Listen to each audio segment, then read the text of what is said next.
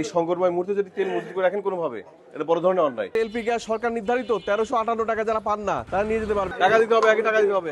গঙ্গারামপুরে আমরা একটা জায়গায় আমরা পেলাম যে প্রায় বাসাবাড়ির কাছেই একটা দোকানে একদম গ্রামের ভিতরে তিনি প্রায় 4500 লিটার তিনি পেট্রোল ডিজেল মজুত করেছিলেন, আর এটা হচ্ছে পেট্রোল। তো তাকে আমরা 30,000 টাকা জরিমানা করেছি এবং সেটাও আমরা জনসম্মুখে বিক্রি করে দিয়েছি।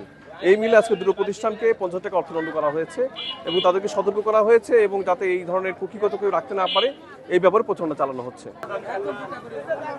কেন এভাবে প্রকাশ্যে আপনি বিক্রি করতেছেন, বিক্রি করতে পারেন আপনি?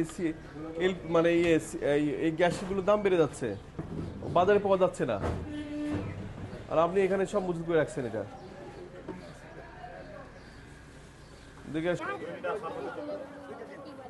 আর টাকা আগে দিবেন, টাকা দেন আগে।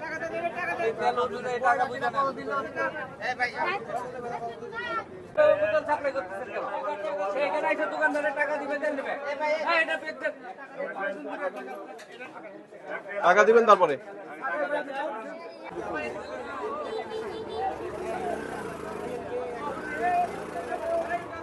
বাইরে কেউ যাবে না, টাকা দিয়ে যাবে সবাই।